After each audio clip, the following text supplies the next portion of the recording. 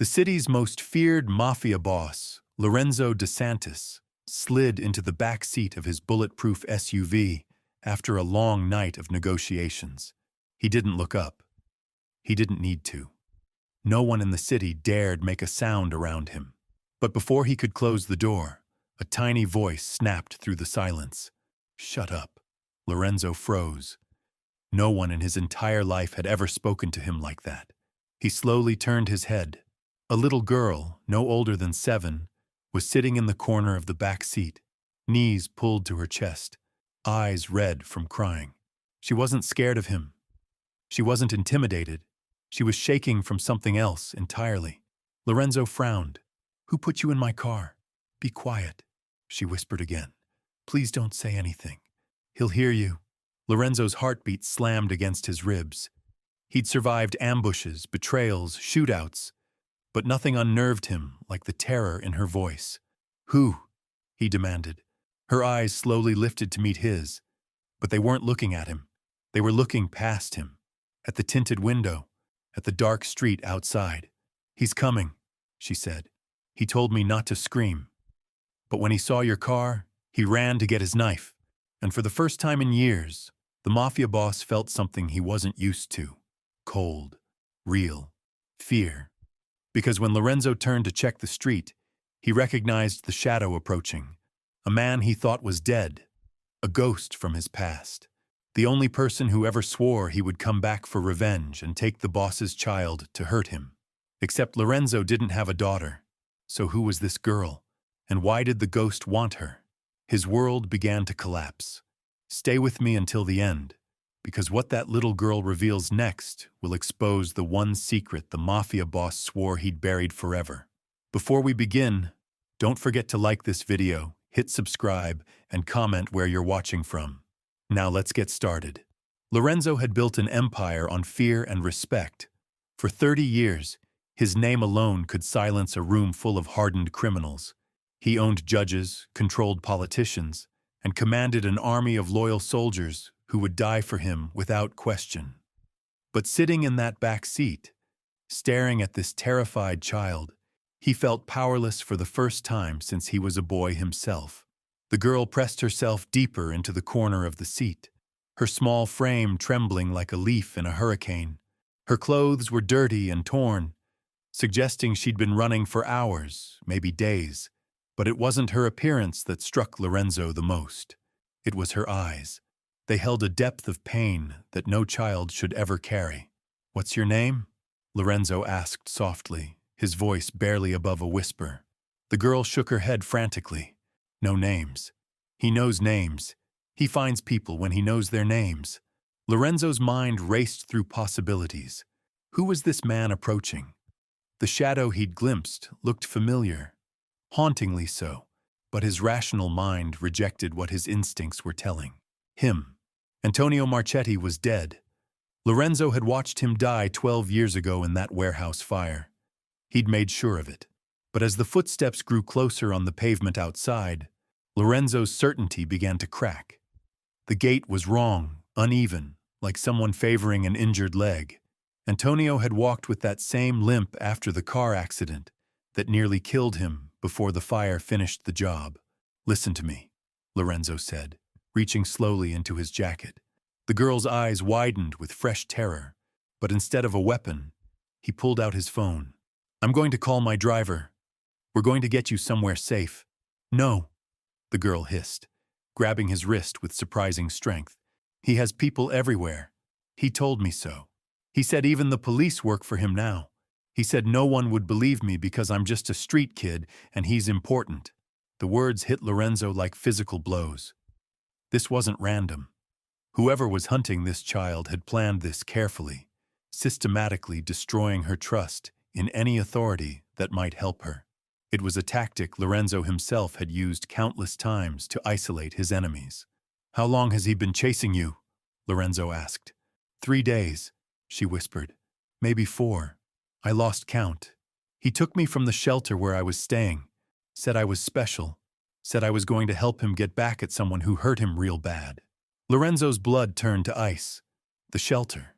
There was only one children's shelter in the city that operated under his family's protection, a place where his late wife, Maria, had volunteered before cancer took her, a place where they'd quietly funded improvements and security upgrades for years, ensuring the most vulnerable children had somewhere safe to go. "What shelter?" he asked, though he already knew the answer. "St. Catherine's. The lady there, Sister Margaret, she tried to stop him, but he had a gun. He said if anyone called the police, he'd come back and hurt all the other kids too." Lorenzo closed his eyes, pieces of a horrifying puzzle clicking into place. St. Catherine's wasn't just any shelter.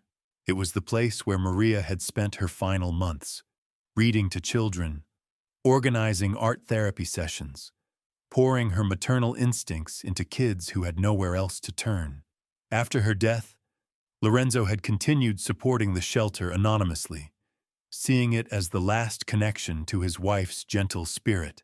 But there was something else about St. Catherine's that made his chest tighten with dread, something he'd buried so deep that even thinking about it felt like reopening an old wound. 15 years ago, before Maria's illness, they'd tried to have children. Month after month of hope followed by crushing disappointment. The doctors had eventually delivered the devastating news that Maria couldn't carry a child to term.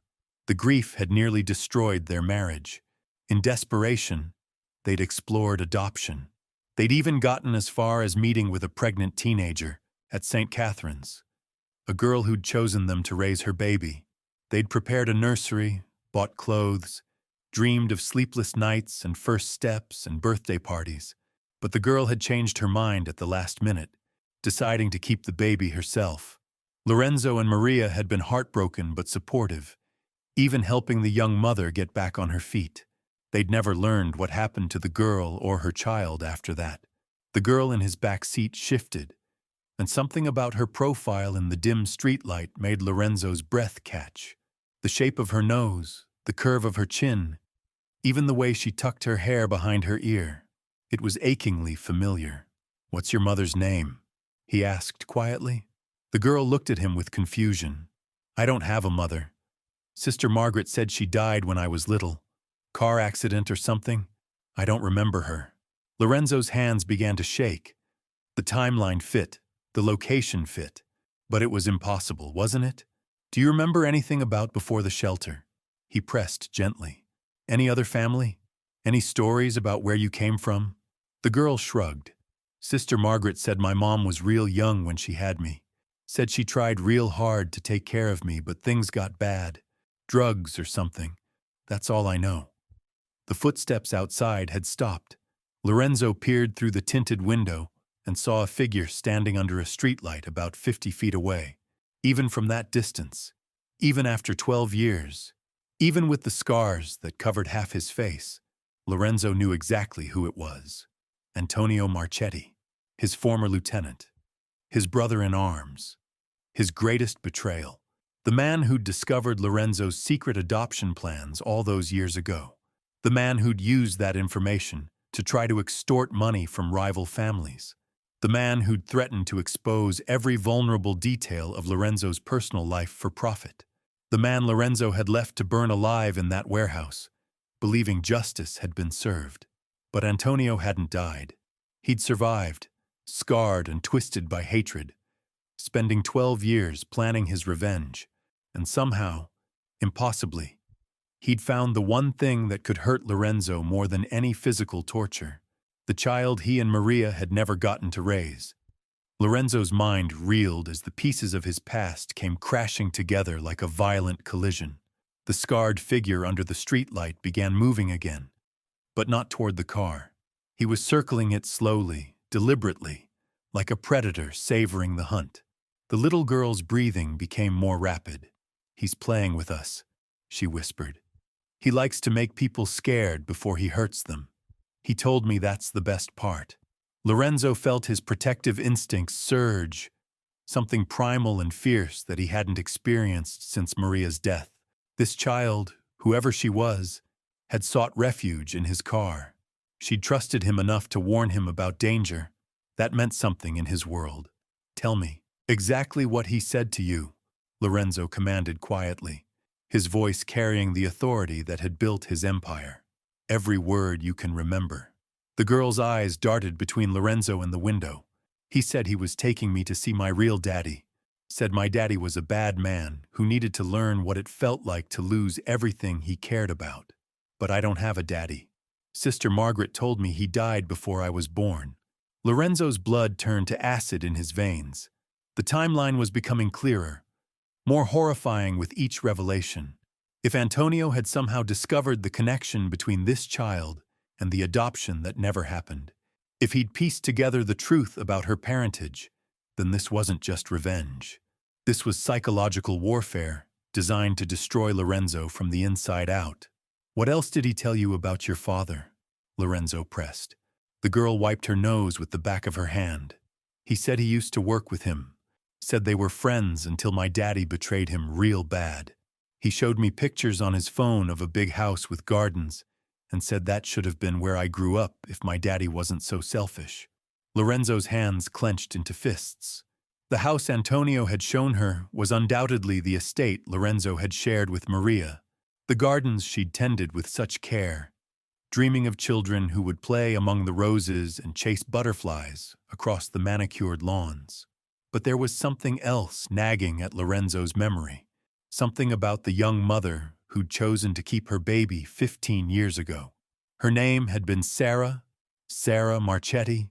At the time, Lorenzo had assumed it was coincidence that she shared a surname with his lieutenant. Italian names were common in their neighborhood, but what if it hadn't been coincidence? What if Sarah was Antonio's sister? What if Antonio had orchestrated the entire adoption scenario as some twisted long-term plan that had only now come to fruition? The scarred figure outside had completed his circle and was now standing directly in front of the SUV.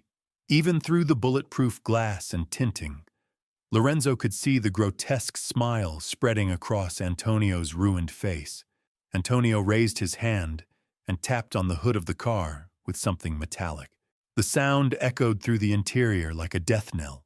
"He wants us to get out," the girl said, her voice barely audible. "He always taps like that when he wants me to come to him. But I won't go. I can't go back to the room where he keeps me." "What room?" Lorenzo asked, though he dreaded the answer. "The basement room with no windows. He has pictures on the walls. Pictures of you and a pretty lady. He talks to them sometimes, telling them how he's going to make you pay for leaving him to die."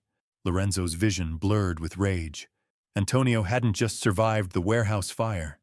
He'd spent 12 years in that basement, surrounded by images of Lorenzo and Maria, feeding his hatred until it consumed whatever humanity he'd once possessed. The tapping on the hood stopped. Antonio was walking around to the driver's side now, his limp more pronounced than before. Lorenzo could see him more clearly through the side window. The burns covered the entire left side of his face and neck, twisting his features into something barely recognizable as human. But his eyes were exactly the same, cold, calculating, filled with the same ambition that had made him dangerous even when Lorenzo trusted him. Antonio pressed his face against the window, his scarred lips moving as he spoke words Lorenzo couldn't hear through the soundproofing.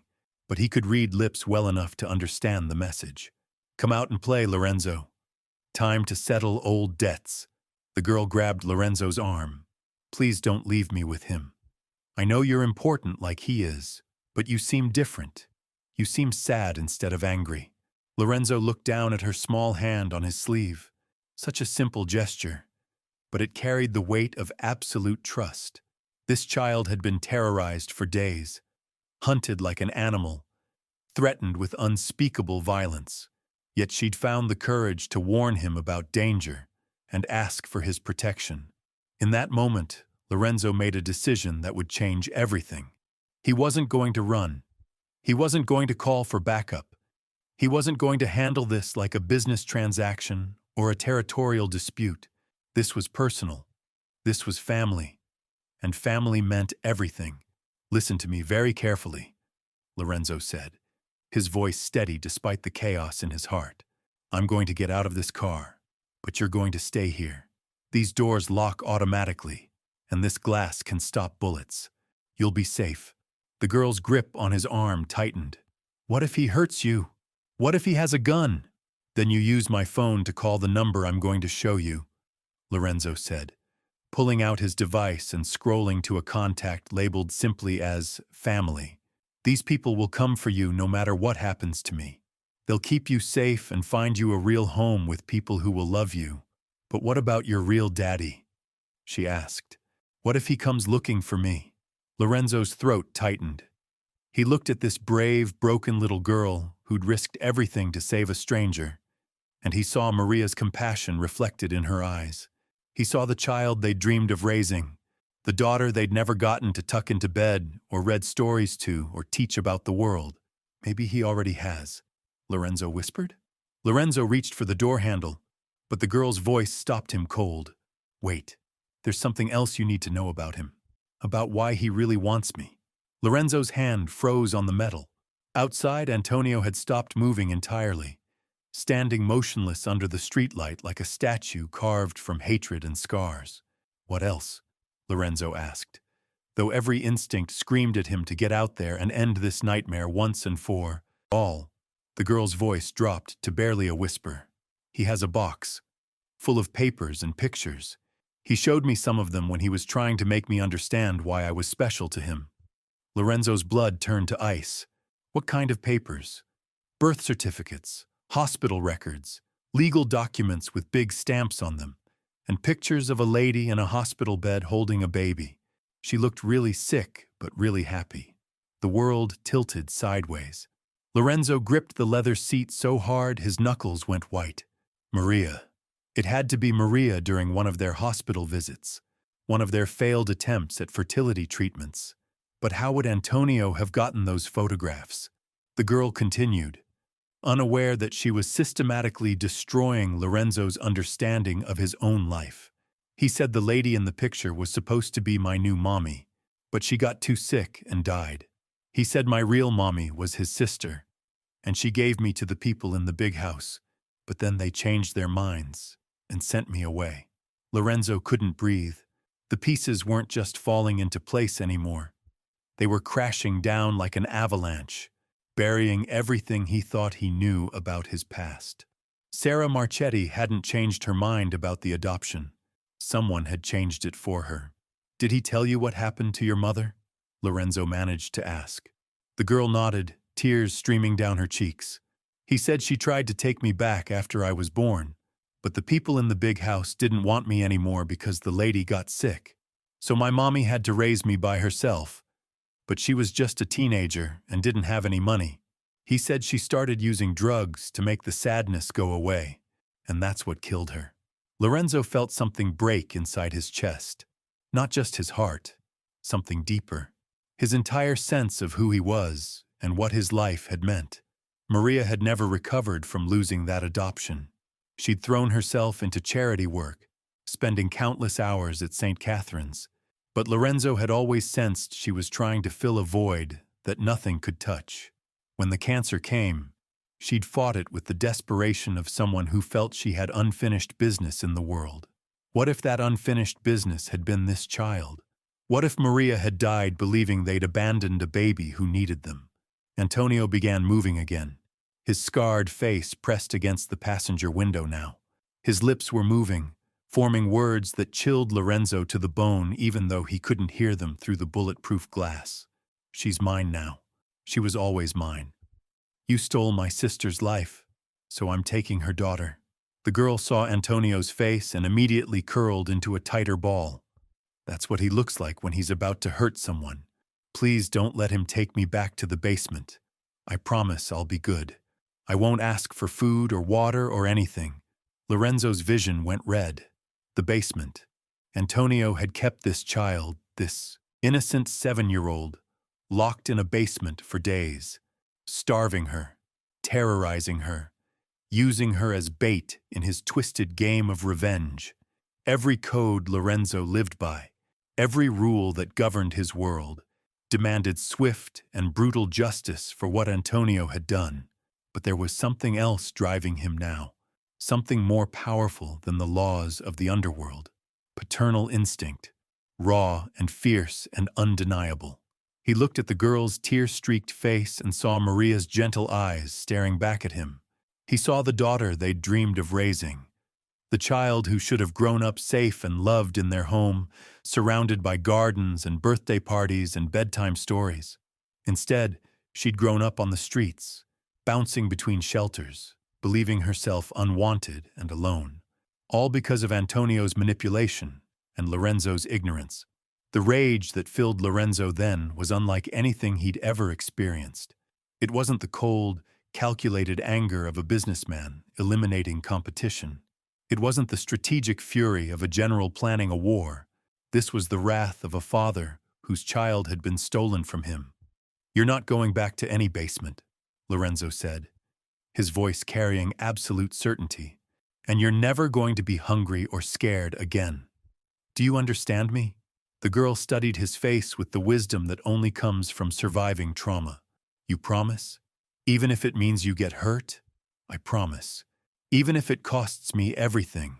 Antonio had moved to the back of the SUV now, and Lorenzo could hear the faint sound of metal scraping against metal. He was trying to find a weak point in the armor, probing for a way inside. But Lorenzo wasn't going to wait for Antonio to find one. He'd spent enough of his life reacting to other people's moves, letting circumstances control his destiny. This time, he was going to take control. "Listen carefully," Lorenzo said, pulling his phone from his jacket and pressing it into the girl's small hands. "I'm going to step outside for just a few minutes. While I'm gone, I want you to press this green button and say exactly these words. Uncle Vincent? Lorenzo needs the family at St. Catherine's shelter right now. Emergency protocol? Can you remember that? Uncle Vincent? But I don't know any Uncle Vincent." "You will soon," Lorenzo said softly. "Vincent is my brother. He's going to be your uncle too, if you want him to be. He's going to make sure you're safe while I take care of the bad man outside." The girl's grip tightened on the phone. "What if you don't come back? What if he kills you like he said he was going to?" Lorenzo reached out and gently touched her cheek, the same gesture he'd seen Maria make countless times with the children at the shelter. "Then you tell Uncle Vincent that Lorenzo said to take care of his daughter. Tell him to give you everything I never got the chance to." "Your daughter? But I thought you said you didn't have any children." "I was wrong about a lot of things," Lorenzo said, his voice thick with emotion. "But I'm not wrong about this.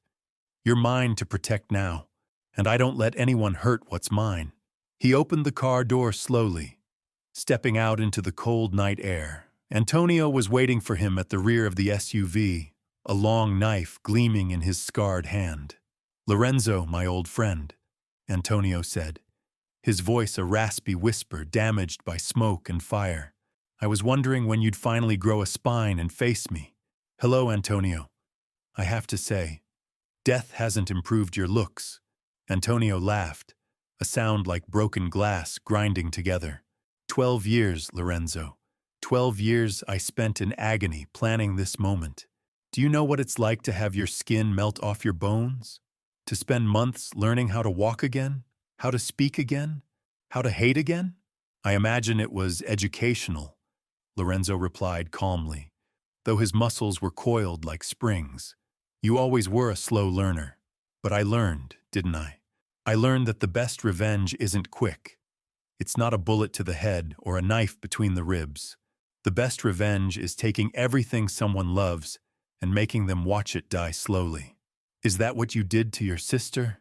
Made her die slowly while I was none the wiser?" Antonio's smile faltered for just a moment. "Sarah made her own choices. I just helped her understand the consequences of trusting the wrong people. You killed her as surely as if you'd put the needle in her arm yourself. She was 19 years old, Antonio. A child with a baby trying to do the right thing." "The right thing?" Antonio snarled, raising the knife. "The right thing would have been letting you and that barren wife of yours adopt my niece like you promised. Instead, you got cold feet when Maria got sick. Decided a dying woman couldn't raise a child, so you broke that little girl's heart and sent her away with nothing." Lorenzo felt the truth hit him like a physical blow. They hadn't gotten cold feet. They'd never even known Sarah had changed her mind back. Someone had intercepted the communications, manipulated the adoption agency, made sure the papers never got signed. You sabotaged the adoption, Lorenzo breathed. You wanted Sarah to keep the baby so you could use her as leverage later. I wanted my sister to see what kind of man you really were. Selfish, cruel, the kind of man who abandons a pregnant teenager when his own problems get too complicated. But your plan backfired, didn't it? Sarah kept the baby, but she also kept believing I'd betrayed her. The drugs weren't about losing me, Antonio. They were about losing hope. Antonio's scarred face twisted with rage. She was weak, just like you're weak.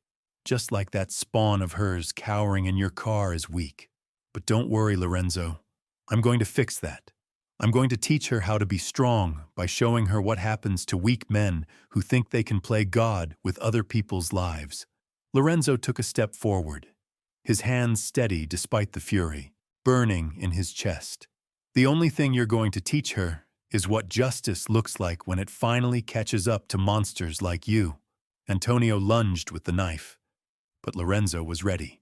30 years of surviving in a world where violence was currency had taught him to read the subtle shifts in posture, the tiny tells that preceded an attack. He sidestepped the blade and grabbed Antonio's wrist, twisting until he heard bones crack. The knife clattered to the pavement, but Antonio wasn't finished. He threw a wild punch with his free hand, catching Lorenzo in the ribs. The pain was sharp but familiar. Lorenzo had been hurt worse by better men than Antonio Marchetti. He drove his elbow into Antonio's solar plexus, doubling him over, then brought his knee up to meet Antonio's descending face. The impact was solid, final. Antonio crumpled to the ground, blood streaming from his nose, his scarred features even more grotesque in the harsh streetlight. Lorenzo stood over him, breathing hard but victorious. For a moment, he felt the old satisfaction of a problem solved through force. But then he heard the soft sound of the car door opening behind him. "Mr. Lorenzo?" The girl's voice called out tentatively. "Is the bad man going to hurt me anymore?" Lorenzo turned to see her standing beside the SUV, his phone still clutched in her small hands. She looked so fragile in the harsh light, so young and vulnerable despite everything she'd endured. "No, sweetheart," Lorenzo said gently. "The bad man is never going to hurt anyone again." But even as he said the words, he knew this was only the beginning. Antonio was finished, but the damage he'd done would take years to repair. This child, this daughter Lorenzo had never known he had, would need time and patience and love to heal from the trauma she'd suffered. Lorenzo was a man who'd built his life on power and fear and carefully calculated risks. But looking at this little girl, he realized he was about to embark on the most dangerous venture of his career. He was going to learn how to be a father, and for the first time in 30 years, Lorenzo DeSantis had no idea if he was strong enough for the challenge ahead. The sound of approaching sirens pierced the night air, growing louder with each passing second. Lorenzo looked down at Antonio's unconscious form, then back at the little girl who was watching him with those impossibly wise eyes. She stepped closer, her bare feet silent on the cold pavement. "Are you really my daddy?" she asked, her voice carrying a hope so fragile it could shatter with the wrong word. Lorenzo knelt down to her level, studying her face in the streetlight. Now that he knew what to look for, the resemblance was undeniable. She had Maria's gentle eyes and stubborn chin, but there was something else there too. Something that reminded him of himself at that age, before the world had hardened him into the man he'd become. "I think I am," he said softly. "But I need you to know something important I never knew about you.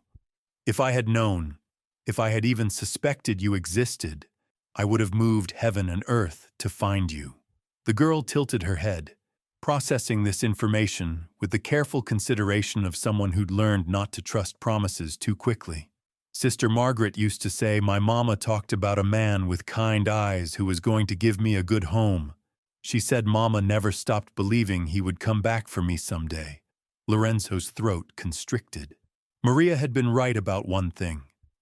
This child should have grown up in their home, surrounded by love and security, instead of bouncing between shelters and living in fear. The weight of those lost years pressed down on him like a physical force. "What's your name?" he asked. "Your real name, not what he called you." "Sophia," she whispered. Sophia Rose. Sister Margaret said Mama picked Rose because it was beautiful and strong, and roses can grow even when the ground is hard. Sophia Rose. Lorenzo repeated the name like a prayer. Maria would have loved that name. She spent hours in our garden tending to her roses. She always said they were survivors, just like the children at the shelter. The sirens were getting closer now. Red and blue lights flickered against the buildings at the end of the street. Lorenzo knew he had minutes at most before this scene would be swarming with police, reporters, and questions he wasn't ready to answer. "Sophia, I need you to listen carefully. Those police cars are coming because someone called them about the bad man. When they get here, they're going to want to ask you lots of questions about what happened. Are you ready for that?" Sophia nodded, her small hand slipping into his with surprising trust. "I'm ready, but can I stay with you? I don't want to be alone anymore." Lorenzo squeezed her hand gently as the first police car rounded the corner, its headlights cutting through the darkness. For 30 years, he'd ruled through fear and intimidation. But in this moment, holding the hand of the daughter he'd never known existed, he discovered something more powerful than any empire he'd ever built: the courage to protect what truly mattered. Antonio Marchetti had wanted revenge. He'd wanted to destroy Lorenzo by taking away everything he loved, but his twisted plan had backfired in the most beautiful way possible. Instead of losing everything, Lorenzo had found the one thing that had been missing from his life all along: a family worth fighting for. As the police cars surrounded them and officers began shouting orders, Lorenzo kept his eyes on Sophia. She looked up at him with complete trust. No longer the terrified child who'd hidden in his back seat. She was his daughter, and nothing would ever separate them again. Sometimes the most unexpected encounters change everything. A mafia boss who thought he'd lost his humanity discovered it in the courage of a 7-year-old girl, and a child who'd spent her life believing she was unwanted finally found the father who'd been searching for her without even knowing it. Justice had been served, but more importantly, a family had been born from the ashes of betrayal and revenge.